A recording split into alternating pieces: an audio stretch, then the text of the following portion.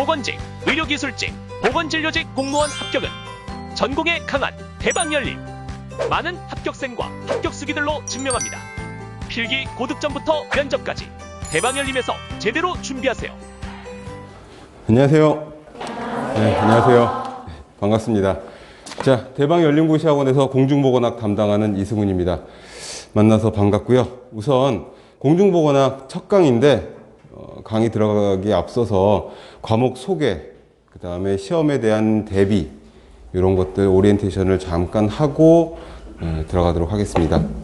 우선은 첫 번째로는 공중보건학의 특성에 대해서 먼저 좀 말씀을 드리고 그리고 들어가도록 하겠습니다. 처음 들으시는 분들도 계실 거고 그리고 들으셨던 분들도 계시겠지만 아무튼 다시 한번 반복해서 중요한 부분들을 좀 이렇게 우리가 어디다가 주안점을 두고 공부를 해야 될지를 보자는 의미로 반복을 하도록 하겠습니다. 첫 번째는 공중보건학의 과목의 특성인데요. 공중보건학은 다른 과목도 유사한 과목들이 있겠지만 계속 변화하는 과목이어서 화학이나 생물이나 미생물 같은 것들은 그렇게 시대의 흐름에 따라서 바뀌거나 시시각각으로 이렇게 돌변하거나 이러질 않는데 이놈의 공중보건학은 자꾸 바뀌어요. 이거는 살아서 움직이는 과목이라고 할 수도 있을 정도로 변화가 되게 많습니다. 이게 처음에는 되게 거추장스럽고 이걸 어떻게 계속 챙기면서 공부를 해야 돼 하면서 힘들었는데 이게 정말 또 공부를 하다 보니까 나름 이게 또 재밌고 이걸 챙기는 또 그래서 그게 시험에 출제가 되었을 적에 이거 봐! 이게 나왔어! 하는 그런 어떤 그 약간 좀 변태스럽지만 희열 같은 것도 좀 느끼고 뭐 그렇습니다. 그게 뭐냐 하면 메르스가 있었죠. 이런 것들이 공중보건학적으로 보건과 건강과 환경과 이런 것들과 관련 있는 이슈가 터지면 이게 시험에 바로 반영이 됩니다. 최근에는 미세 플라스틱 있죠. 이거 되게 국제적으로 큰 문제여서 국내보다는 세계적인 이슈로 지금 막 난리가 났거든요.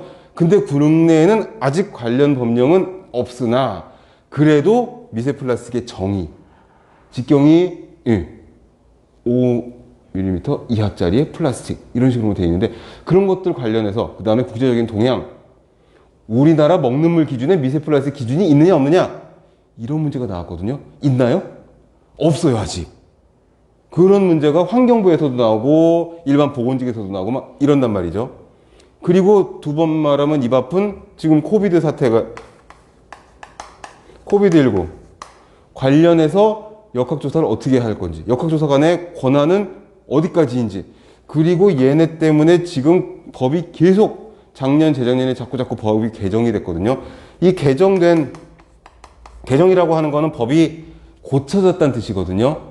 제정은 법이 만들어졌다는 거고 개정은 고칠 개자 좋게 개선 그래서 개정은 법이 고쳐진 거예요.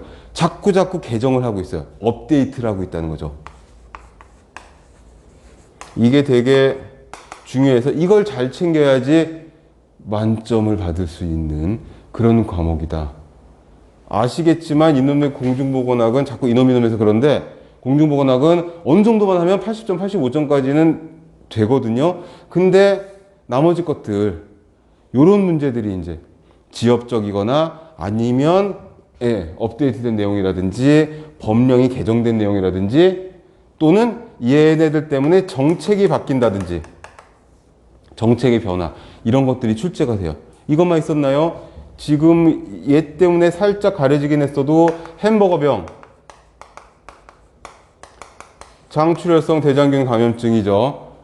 뭐죠? 이콜라이 5157 H7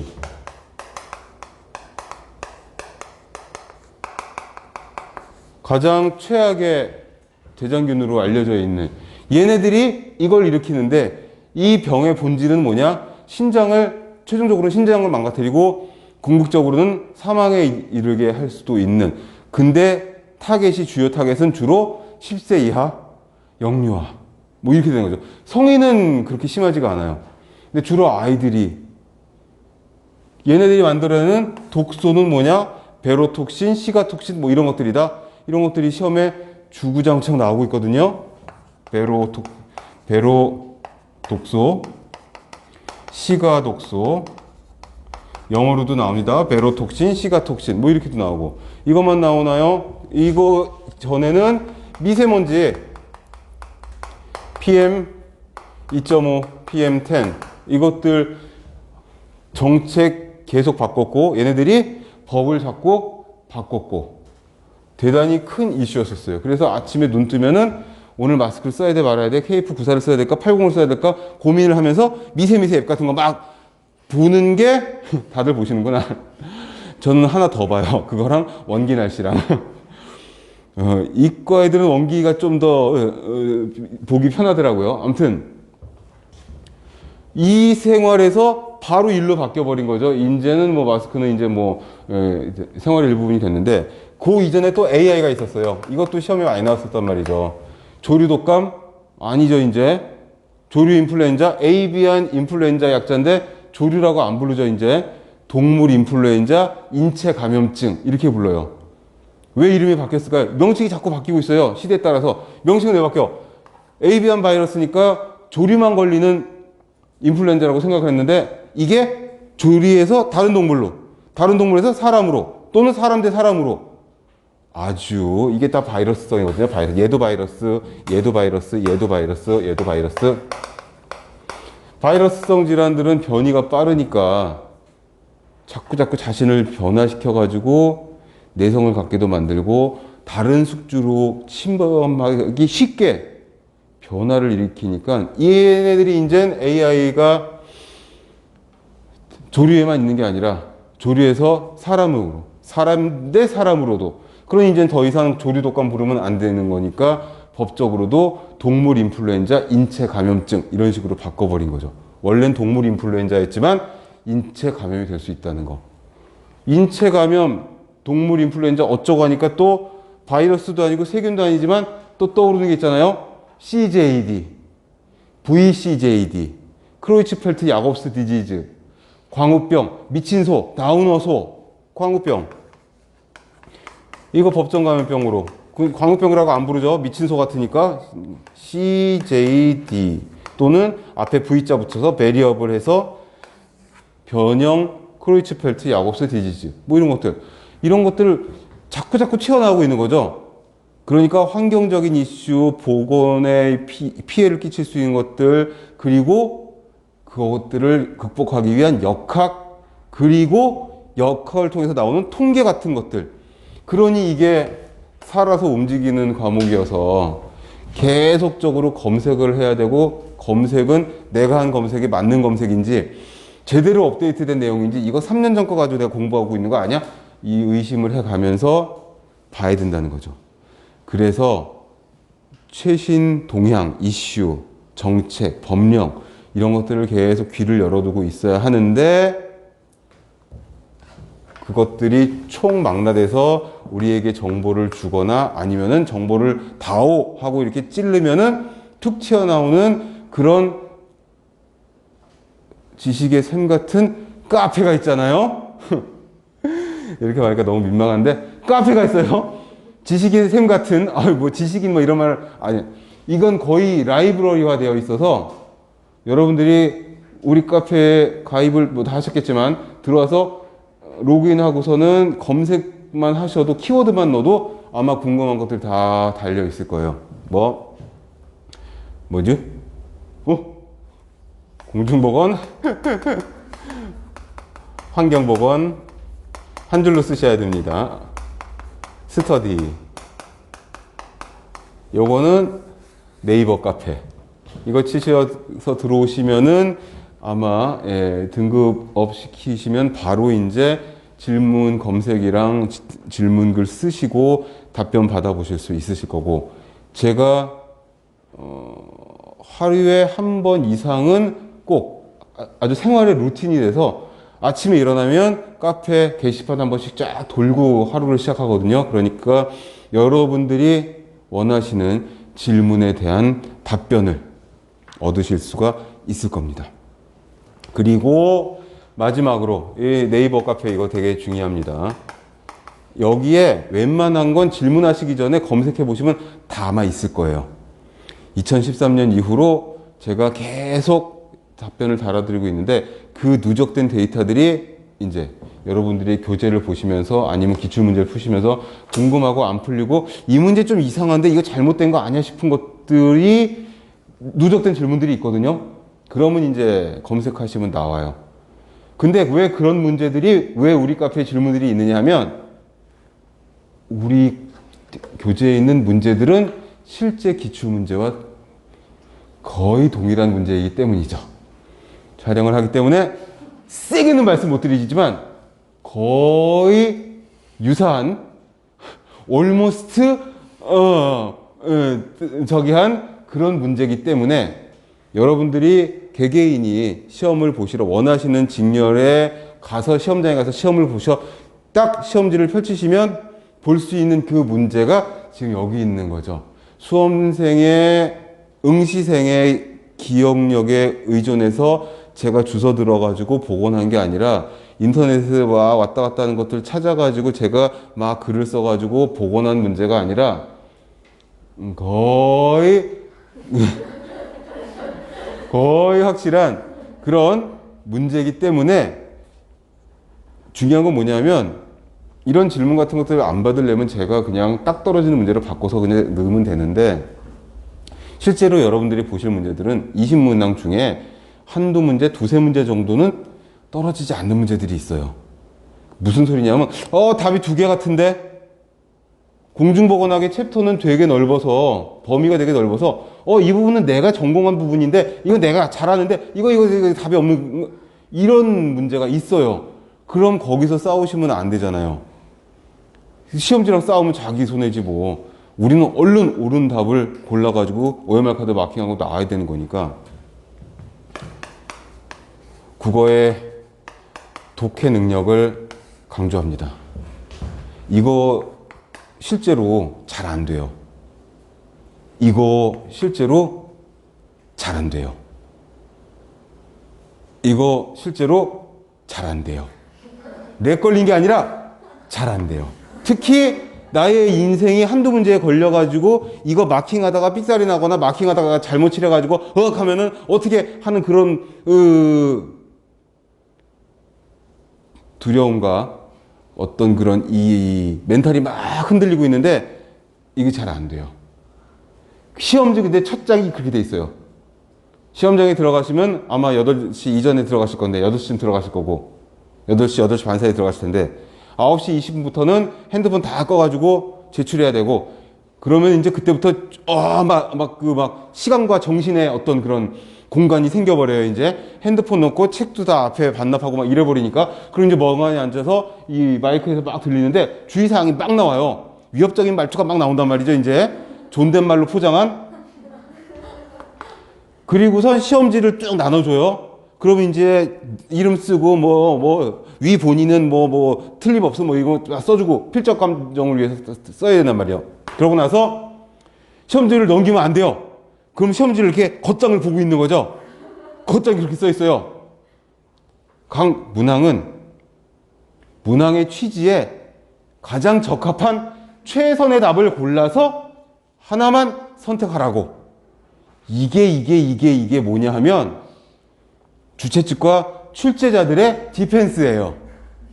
자기의 방어막이란 말이야. 왜 문제가 이상할 수도 있지. 답이 두 개일 수도 있단 말이에요. 그리고 응시생 중에 어떤 사람은 정말 무슨 챕터지? 역학 쪽. 역학을 전공한 사람이어서 이건 정답이 없다고 이의 제기를 할 수도 있단 말이죠. 그런데 겉장에 그런 말을 써놨잖아. 단서 조항을 문항의 취지에 가장 적합한 하나의 최선의 이게 중요해요. 최선의 답 하나만 고르시오. 두 개일 수도 있고 세 개일 수도 있고 아무도 몰라. 그치만 내가 물어보는 질문의 취지에 가장 적합한 또는 가장 가까운 그런 거 하나만 고르라는 거야. 그러니까 그쵸? 새카만 애를 골라야 되는데 거무튀튀한 애들도 있고 뭐 이렇단 말이죠. 그러면 객관적으로 봐서는 얘도 거무튀튀하고 얘도 까만데 더 까만 놈을 고르라는 거죠. 질문이 그렇게 많이 들어와요. 페스트, 플레이그, 흑사병을 전파하는 건 열대지벼룩이란 말이야. 열대지벼룩. 열대지벼룩이 선택지에 없어. 그럼 쥐벼룩이라도 찾아야죠. 쥐벼룩도 없어. 벼룩이 있단 말이죠. 보기 중에. 그럼 벼룩 골라야지. 어쩌겠어. 벼룩도 없어. 그럼 벌레 골라야죠. 벌레. 곤충이 옮기니까 그거 벌레도 없어. 뭐 소, 닭, 돼지, 쥐 이렇게 돼 있어. 그럼 쥐를 골라야죠. 구체적으로는 등줄쥐, 들쥐지만 제일 가까운 놈을 골라야지. 뭐 어쩌겠어. 이게 실제로 시험장에서 잘 안 되는 부분이에요. 이게. 그리고 여러분들이 시험장에서도 잘 안 되지만 어떨 때는 문제를 풀다가 교재의 문제를 보다가도 잘 안 되는 수가 있는 게 머릿속에 있는 생각하고 이 문항의 한 글자 한 글자 어떤 거를 콕 집어서 궁금해하는 건지 그거를 잘 캐치하지 못하는 수가 있어요. 이게 단순 암기로 우리 책 한 권 이거 딱딱 외우는 것보다 더 중요할 수도 있어요. 순간적인 어떤 그 위트 내지는 선택의 어떤 그런 그 기로에 섰을 적에 좀 더 가까운 정답에 가까운 것을 어떻게 골라낼 수 있느냐 이거 되게 중요해요. 이것 때문에 이제 만점이냐 95점이냐 뭐 이렇게 될 수 있다라는 거죠. 난 다 외웠는데 책은 내가 모든 문제 다 풀고 책을 다 외웠어. 한 글자도 안 펴고 외웠어. 근데 말장난을 쳤단 말이죠. 문제에서. 그러는데 그것 때문에 하나 틀렸어. 이렇게 될 수도 있습니다. 이거가 공중보건학에서 뭐 수학이나 다른 전공 과목들은 딱딱 떨어지는 거잖아요. 뭐 이거 아니면 절대 답이 없는 건데 공중보건학은 지금 말씀드린 예처럼 질병을 전파한다든지 전파하는 매개체를 찾으라든지 또는 그런 것도 있어요. 실내 최적 온도 뭐 이런 거. 실제로 2014년 인천 연수중학교에서 제가 봤던 시험 문제 중에 그게 있어요. 실내 최적 온도를 고르라는 문제. 이거는 숫자니까 딱 떨어진 숫자만 고르면 되잖아요. 근데 아주 웃기지. 실내는 제가 팔자를 못 써요.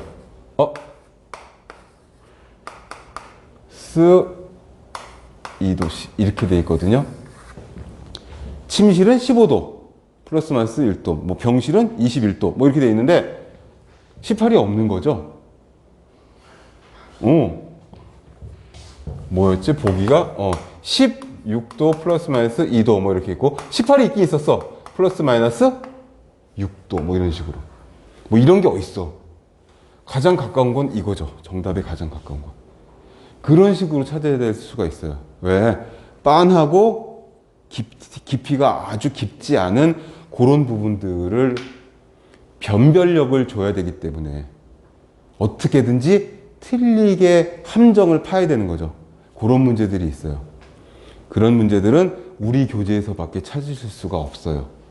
만약에 우리 교재에 있는 문제와 똑같은 연도, 똑같은 직렬에 똑같은 문제가 있다면 그거는 제 교재에서 보고 갖다 쓴 거예요. 그렇게 생각하시면 됩니다. 저는 2013년 3월 이후로 현재 이 시점까지 2021년 9월까지 계속 날짜만 안 겹치면 제가 직접 시험을 보러 다니고 있거든요. 수업을 들으시는 분들은 아시겠지만 숫자를 쓰지도 못하고 계산도 못하고 전 항상 계산기가 있어야 되거든요. 근데 재밌는 게 제 친구가 그래요. 공대 나온 친구가 너는 계산기도 틀리냐 이런 식으로 얘기를 하거든요. 제가 학교 다닐 적에 그 친구한테 그 역학이나 이 역학은 질병 역학이 아니라 유체역학, 열역학 그 공학이 있는 역학인데 그 유체역학, 열역학 과목을 공학 과목을 제 시험을 3번 쫓아가서 봤는데도 계속 D가 나와가지고 그 친구한테 과외를 좀 받았는데 그 친구는 저랑 달라서 이렇게 문제만 보여주면 공식을 지가 막 만들더라고요. 이렇게 그래가지고서는 공학계산기로 드드득 해가지고 보여주는데 그게 맞거든요. 그래서 막 배웠는데 그 친구가 가르쳐준 공식대로 이거를 누르는 것도 제가 틀려가지고 두 손 두 발 다 들은 그런 친구가 있는데, 이게 왜 하냐면 개개인마다의 어떤 뭐라고 하죠, 그거를 특기는 좀 달라서 이런 저도 단기 암기력 이런 게 굉장히 뛰어나기 때문에 시험 시간 60분, 뭐 100분, 뭐 40분 혹은 그동안에 20문항 외워갖고 나오는 거는 제가 제일 잘합니다. 나와서 바로 보고 나면 다 잊어버리지만 문제 보고는 제가 가장 잘하는 거기 때문에 우리 교재에 있는 문제는 실제 시험지에 있었던 문제와 정말 유사한 문제구나 라고 생각하시면 됩니다. 이렇게 말씀을 드리면 제 소개도 얼추 됐고 그 과목에 대한 내용도 설명이 됐고, 그리고 이제 새로운 교재 가장 업데이트된 법령과 정책과 이슈들과 기출문제로 무장된 새 책으로, 심지어는 항균 뭐 종이로 만들었다고 하는데 작년부터 그러고 있더라고요. 시작을 해보도록 하겠습니다. 이 페이지에 있는 공중보건학의 2회부터 들어가도록 하겠습니다. 그 전에 챕터가 15개 챕터로 나눠져 있는데, 챕터를 처음에 들어갈 때마다 출제 비중을 알려드리도록 하겠습니다. 이 챕터 1에서는 무조건 한 문제 정도는 출제가 돼요. 많으면 2문제까지도. 3문제까지 출제된 시험도 있긴 있었으나 뭐 자주는 아니어서 일단 기본적으로 챕터 1 얼마 안 되거든요, 볼륨이. 챕터 1에서 한 문제는 나오는구나, 또는 2문제 되겠구나. 그렇다면 되게 중요한, 왜? 볼륨에 비해서 나오는 문항이 많은 거잖아요. 첫 번째로는 우리가 기본적으로 알아야 될 게 뭐냐면 공중보건학을 어떻게 정의할 수 있느냐. 정의라고 하는 건 되게 중요해요. 정의는 definition이라고 하죠. definition. explanation이 아니고 definition입니다. 설명해 놓은 게 아니라 이거는 뭐다라고 딱 정의를 내리는. 정의는 모든 교재에 첫 챕터의 첫 페이지 첫 줄이 다 정의로 나. 면역학 책의 첫 페이지 첫 줄은 면역학의 정의는, 면역의 정의는 뭐다. 뭐 하다못해 식품 쪽 책이면은 지방 챕터, 지방의 정의는, 지방은 물에 녹지 않고 뭐 유기에만 녹는 그런 물질이다, 뭐 이런 식으로 정의가 나. 공중보건학은 제일 먼저 봐야 될 게 공중보건학의 정의겠죠. 여기서부터 다시 시작하는 거니까. 공중은 퍼블릭이고 거기에 건강을 보는 거다. 그래서 어떻게 유명하신 예일대학의 윈슬로우 교수께서 지역사회의 조직화를 빼놓으면 안 돼. 조직화된 지역사회의 공동노력. 개인적인 노력 아니고 공동노력. 이거 한 글자 한 글자가 전부 다 아주 주옥 같은 키워드가 됩니다. 질병을 예방하고, 예방이 가장 중요한 공중보건학의 뭐라 그러죠? 핵심 주제, 메인 theme이에요. 뭘 먹고 와가지고 오늘 이렇게 업된 거지? 메인 theme이 예방이에요. 예방. 치료가 아니에요. 예방이에요. 개인이 아니고 공동이에요. 공동. 커뮤니티예요. 그러니 생명이 연장되겠지. 신체적이고 정신적인 효율. 몸뚱아리만 튼튼하다고 해서 튼튼하고 건강한 게 아닌 거죠? 정신도 건강해야지.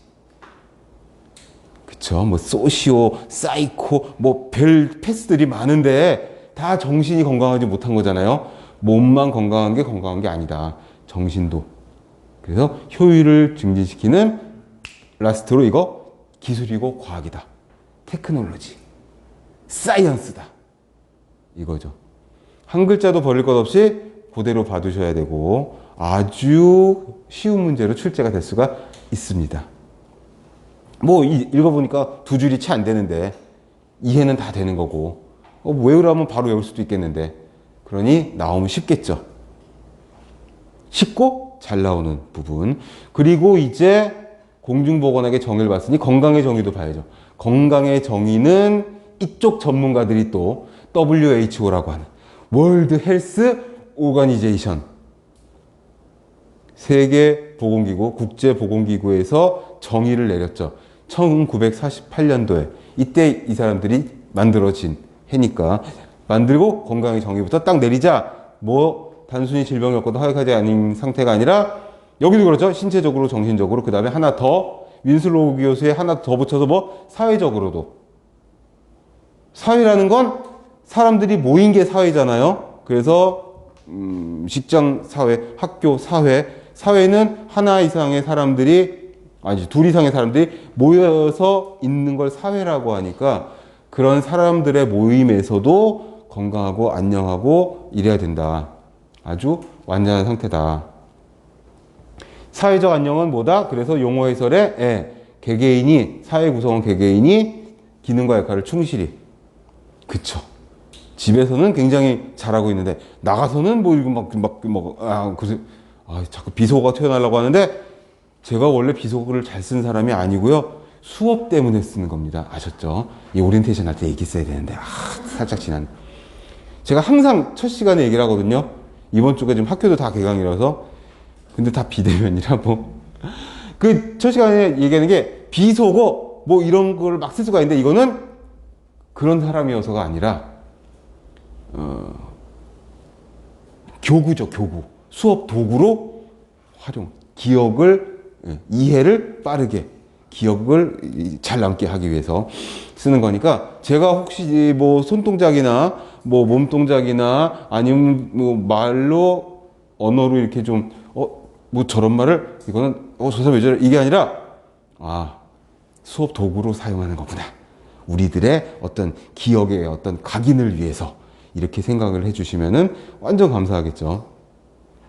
해서 거기에 기능과 역할을 충실히 수행할 수 있는 만족스러운 상태 생활을 의미하는 생활 개념이다 라고 되어 있고 또 한 사람이 클로드 베르나르라고 하는 이걸 또 영어식으로 읽어가지고 버나드 이랬다가 베르나르라고 누가 알려줘서 제가 또 불어를 몰라서 아무튼 이 사람이 실험의학이라는 걸 창시했는데 이 사람이 항상성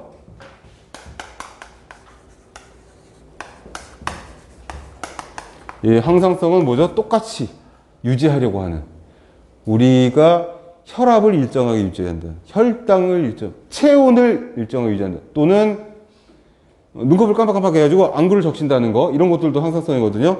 이런 것들이 전부 다 건강과 관련이 있다. 그래서 그 밑에 어떻게 도표가 있냐면 플러스 1, 제로, 플러스 2. 그 사이가 항상성을 유지할 수 있는 건강 영역인 거고 항상성이 깨진다면 그쵸? 혈당이 너무 낮거나 너무 높거나 혈압이 너무 높거나 너무 낮거나 체온이 전부 다 어떻게 밑에 있는 질병, 노령, 사망 이렇게 되는 내용이라는 거죠. 그래서 항상 우리는 어떤 불건강의 요인과 계속 줄다리기를 하고 있는 그런 상황. 이 팽팽한 균형이 깨지면은 확 질병에 걸릴 수 있는. 그러나 면역력이 살아있고 우리가 건강을 유지하고 있는 한 계속 팽팽한 그 경계점 안쪽에서 건강을 유지하고 있다라는 거. 그런 도표가 되는 거고. WHO가 나왔으니까 WHO가 되게 공중보건학에서는 중요하기 때문에 WHO에 대해서 좀 알아보자라고 파란 박스로 3페이지에 나와 있어요. 이게 뭐다? 원어로 되어 있죠. 보건계통이나 이쪽을 전공하신 분들은 아마 교양 필수로 공중보건학이 1학년 1학기나 뭐 1학년 2학기쯤에 들어있을 거예요.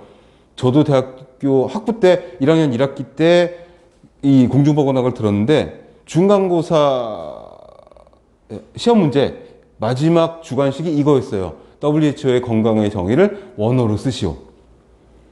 이거를 원어로 외워가지고 쫙 써주고 나오면 교수님이 이제 엑스트라 크레디트 주시고 막 이랬던 거죠. 컴플리트 스테이트 오브 피지컬하고 멘탈하고 거기다가 소셜 웰빙까지 완전한 상태 그리고 어떻게 디지즈나 인포메트한 그런 거가 아니라 전부 다 어디 피지컬하고 멘탈하고 소셜까지 전부 다 튼튼한 걸 말한다.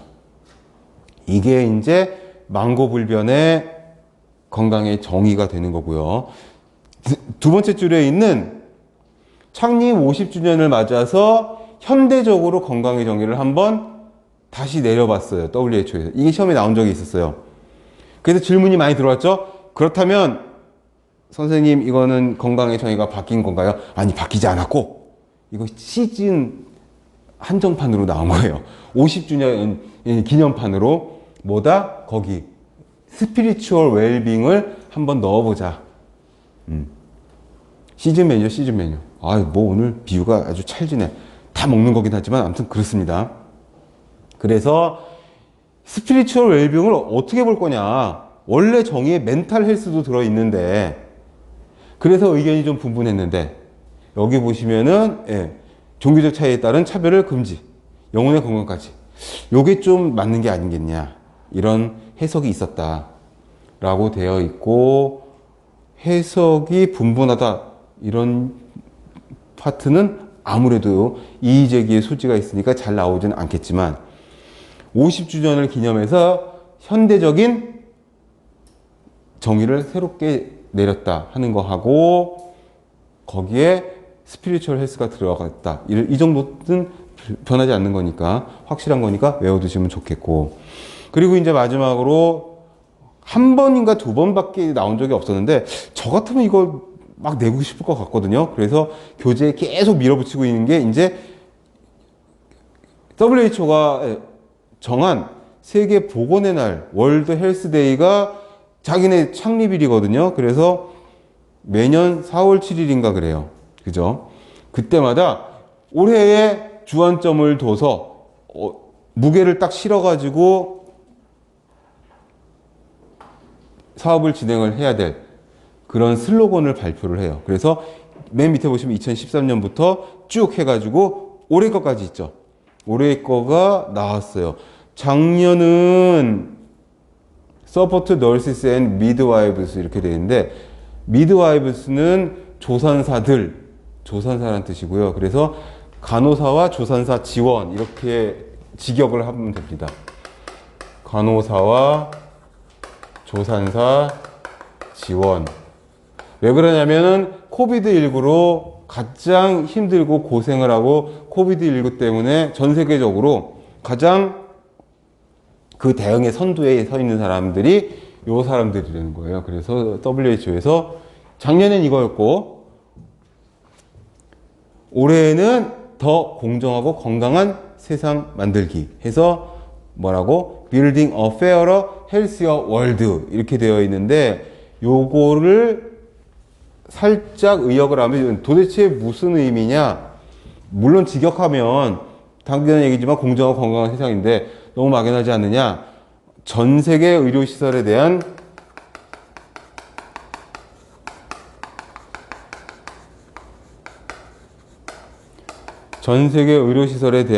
공정한 접근을 보장하자.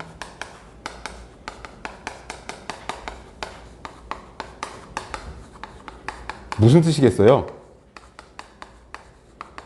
코비드19 때문에 전 세계가 아프고 힘들고 더더군다나 조금 사회경제적으로 좀 처지는 나라는 더 힘드니까 어떻게 Fairer, Healthier World는 결국엔 이 내용이 포함되어 있는 거다 라는 해석을 제가 내린 게 아니고 이쪽을 정통하신 학회에서 이렇게 이야기를 했어요.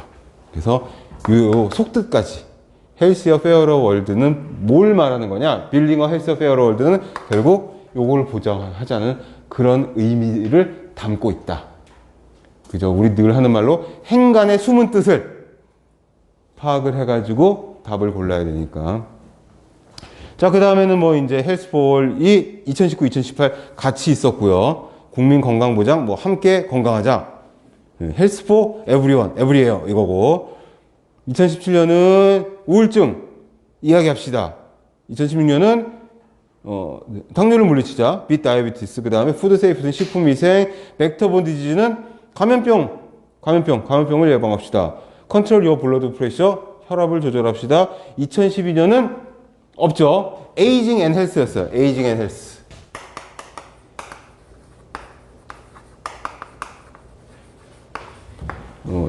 나이와 건강. 에이징은 나이라고 한다기보단 노령과 건강 뭐 이런 식으로 보면 좋겠죠. 그렇게 돼 있고 건강의 주요 결정 요인이 동그라미 관역 그래프로 나와 있는데 가장 이 동심원의 센터로 갈수록 점수가 높잖아요. 골드 10점 부분이 뭐죠? 연령성 제도적인 요인들이 가장 주요한 결정 요인이 된다. 인데 이 중에 하나를 고르라면요. 그래도 연령이죠, 연령. 아무래도 나이를 이기는 장사가 또 있겠느냐. 거꾸로 거스는 사람도 있지만 아무튼 그래도 예, 나이다 나이. 그 다음엔 뭐 라이프 스타일 그쵸. 운동을 착실히 하고 술 담배 멀리 하고 뭐 이렇게 살고 있느냐, 더럽게 살고 있느냐, 깨끗하게 살고 있느냐, 뭐 체중 조절하고 있느냐, 뭐 이런 것들. 그다음에 네트워크도 되게 중요하죠. 아무래도 이게 이제 아픈데 좋은 병원이나 시설이 옆에 없거나 뭐 이제 이러면은 힘들겠죠. 건강하기가. 한 장 넘기시면 공중보건학의 목적이 나옵니다. 뭐 공중보건 목적이 어디서 따온 것 같아요? 앞장에 있었던 윈슬로우 교수님의 정의와 거의 맞죠? 질병 예방, 수명 또는 생명의 연장, 신체적, 정신적 효율 증진.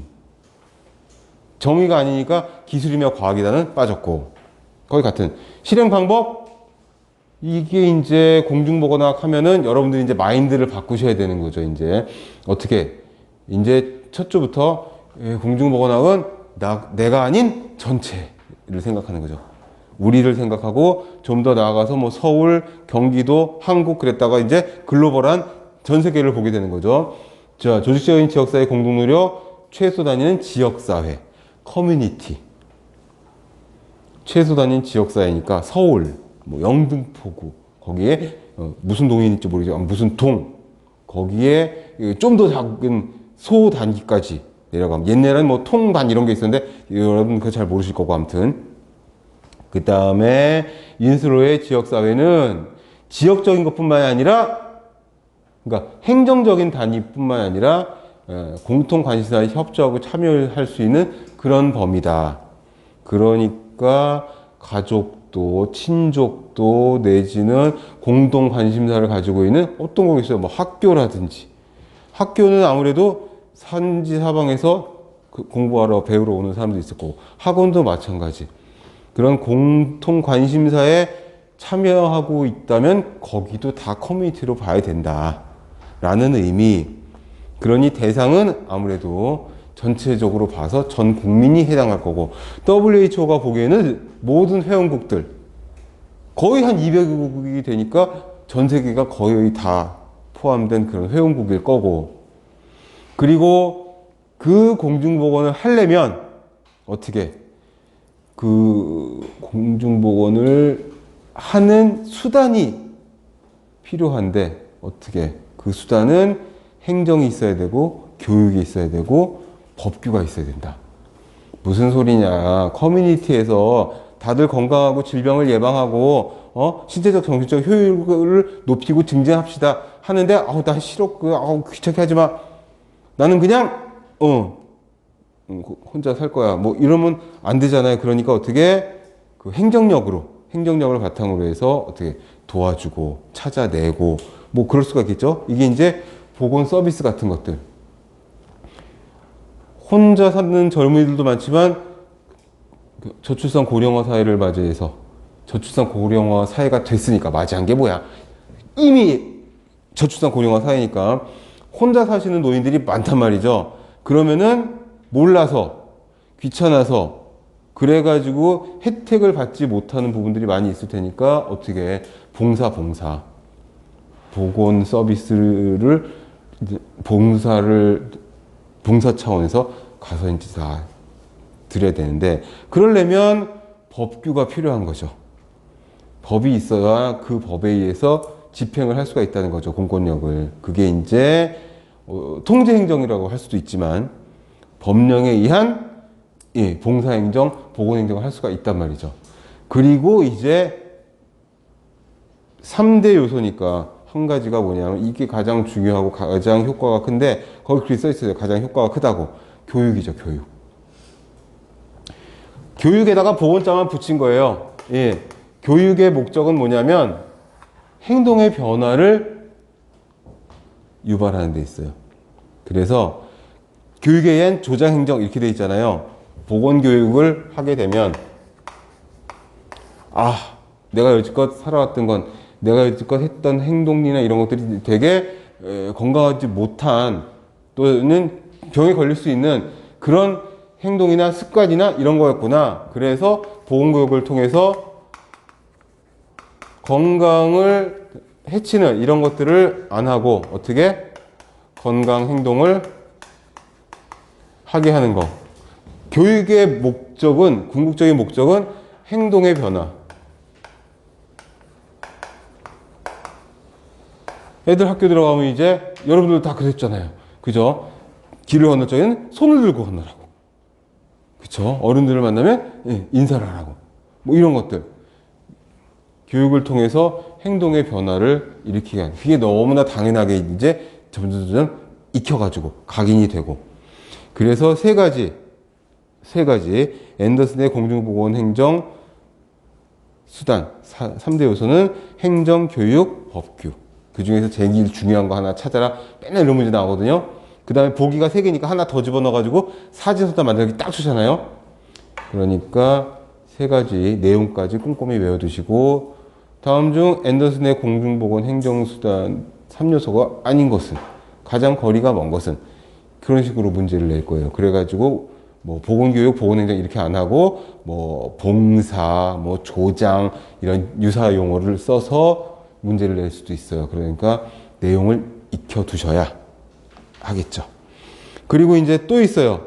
이놈의 공중보건이 계속 변화하는 그런 과목이고 범위도 넓고 이러다 보니까 시대에 따라서 자꾸 변화한 거죠. 첫 번째는 산업보건식이었어요. 이전에는 공중보건이라고 말하기가 뭐 좀 그랬겠죠. 그냥 개인적으로 잘 먹고 잘 살면 되고 수렵이나 농사나 뭐 어업이나 이런 거에서 그냥 먹고 살던 시대였는데, 산업화 도시화, 산업혁명 이후에 대량 생산, 대량 소비, 그러니까 인구도 늘어나고 환경 쓰레기, 뭐 폐기물 이런 문제 막 늘어나다 보니까 어떻게 사회가 커지니까 질병도 생기고, 그러니까 어떻게 이때 산업화 도시화로 보건 문제에 대처하는 산업보건 시기가 처음으로 있었고, 그러다 보니 어떻게 위생이 문제가 되겠죠. 개인위생과 예방접종. 예방접종이 요 개인위생 시기에 나왔고, 그래서 이제 질병을 예방을 하고 또는 치료를 하고 이렇게 할 수가 있었고, 그 다음에 이제 치료의학의 전성기가 오는 거죠. 과학, 의료기술이 발달을 해가지고, 의학은 과학이니까. 그래서 거의 모든 뭐라고 하죠? 감염병. 전염병이라고 예전에 불렀는데 이제 전염병보다는 감염병으로 이제 용어를 다 바꿨으니까, 용어를 다 바꿔서 예전 용어, 요즘 용어 또 다 알고 계셔야 돼요. 그죠? 예, 뭐 요즘 간질 뭐 안 그러잖아요. 간질 뭐야? 뇌전증 뭐 이러고. 옛날에 그 정신분열증. 와, 정신이 막 쪼개져. 그게 정신분열증. 조현병. 다르잖아요. 저희 때는 그 뭐라 그랬냐면 전응아래 전응아. 그랬다가 전응아를 너 전응아 그러니까 좀 그렇잖아요. 용어를 좀 순화시켰어요. 정신박야가. 그걸 줄여서 정박아 그랬어요. 그래서 한 반에 한 명씩은 있는 그런 정박아의 별명을 갖고 있는 친구들도 있었고, 제 친구도 하나 있는데 제가 붙였는데, 그랬다가 요즘 뭐라 그러죠? 정신지체? 지능, 네, 써놨는데 어다가 요즘 뭐라 그러냐면 정신박약 그랬다가 지능장애, 정신지체 그랬다가 지금 지적장애라고 한답니다. 많아요. 옛날에 금치산자, 한정치산자 이렇게 불렀거든요.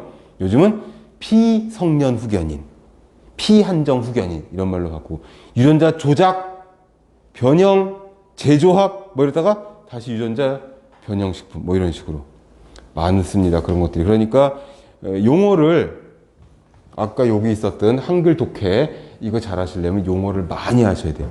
비슷한 용어가 나오면 전부 다 체크하셔야 되고, 그 다음에 지금 2장밖에 안 넘어갔으니까 진도가, 사람 이름 나오면 그 사람이 했던 일, 업적 꼼꼼히 외우셔야 되고, 그 다음에 숫자 숫자 나오면 이건 무조건 외워야 되는 숫자입니다 라고 말씀드리는 것들은 체크를 딱 형광펜으로 해놨다가, 왜? 시험에 그 수치가 나오니까 그 수치들은 외워두셔야 돼요.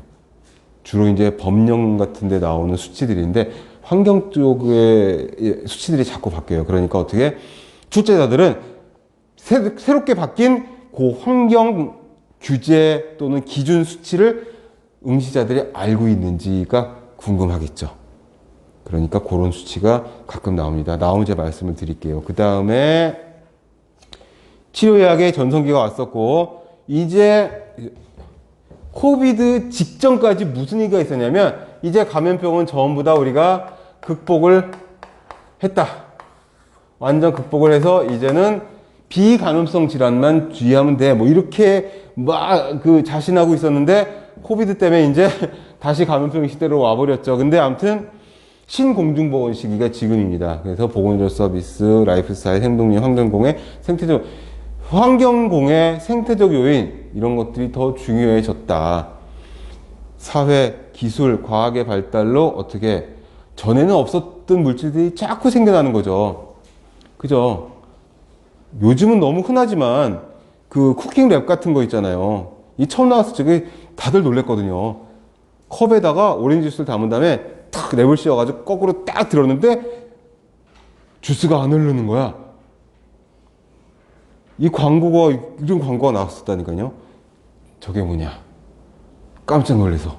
근데 그런 것들이 다 지금은 유해 물질을 만들어낼 수 있는 그런 플라스틱, 폴리머, 고분자 화합물, 이런 게 돼버린 거죠. 자, 그러니 여기 나와 있는 환경, 생태적 요런 얘기들이 어떻게 시험에 출제가 많이 되는 그런 추세다. 그러니까 공중보건학이 챕터가 15개 챕터나 되고 범위가 되게 넓지만 감염병에 대한 내용, 그러니까 질병, 역학, 질병과 역학과 뗄래야 뗄 수 없는 환경, 환경에는 수질, 대기, 토양, 폐기물 뭐 이런 거 있지만 요즘에는 소음이라든지 진동이라든지 악취라든지 빛공해, 뭐 VOC 이런 것들 나오고, 그 다음에 이제 일장 내용 나오고, 그 다음에 산업 현장에서 일어날 수 있는 내용들. 그게 이제 어떻게 일생에 하루 중에 3분의 1 정도를 직장에 있으니까 직업병 관련해서는 또 환경과 또 연관이 되게 많으니까. 그래서 연결시켜가지고 20문제가 만들어지는 거죠. 그 다음에 이제 행정이라든지 사회보장이라든지 통계 쪽 나오고, 통계 중요하죠. 통계. 공중보건학은 크게 봤을 때 그거죠. 공중보건을 할 수 있는 세 가지 있었잖아요. 법규랑 행정이랑 교육이 있었잖아요. 그걸 통해서 역학을 발달시키고 역학의 주안점을 두는 게 이 공중보건학의 거의 핵심 주제거든요. 역학이. 질병에 대해 공부하는 거. 그래야지 예방을 할 수 있으니까. 공중보건학의 정의 처음에 나온 게 질병을 예방이잖아요. 예방하려면 질병에 대해서 알아야 되니까 역학을 해야 된단 말이죠. 근데 역학의 필수 불가결하게 이제 따라붙을 수밖에 없는 게 통계거든요. 통계. 그래야 여름철에는 지금 통계 수치 맨날 우리 듣고 있는 거 아세요? 어제 확진자가 몇 명이었다. 그 중에 델타 변이가 몇 프로였다. 처음에 10%로 시작했어요. 지금은 거의 100%가 다 델타 변이라면서요. 오늘 오면서 학원에 오면서 제가 어제 뉴스를 들었거든요. 그러니 통계를 무시할 수가 없는 게 통계치를 알아야 어떤 법령을 만들고 어떤 행정력을 발휘해 가지고 그리고 어떤 교육을 실행할지. 요즘 술담배 줄이고 운동하세요. 자기 식후에 꼭 이를 닦으세요. 이는 이렇게 333으로 이러니까 안 하잖아요, 지금. 지금은 손소독이나 이런 게 훨씬 더 지금 중요한, 마스크가 훨씬 더 중요하니까. 그런 것들이 나오는 게 통계 숫자를 기반으로 해서 어떤 공부와 중요도와 이런 것들이 나오니까 그런 수치들을 잘 보시면은 이쪽이 되게 중요한 모양이구나 라는 감을 좀 잡으실 수도 있을 거고. 그리고 나서 이제 공중보건학은 어떤 학문이냐? 의학과 관련이 있는데 전통의학과 비교를 해보면은 완전 상반된 부분들이 좀 있어요.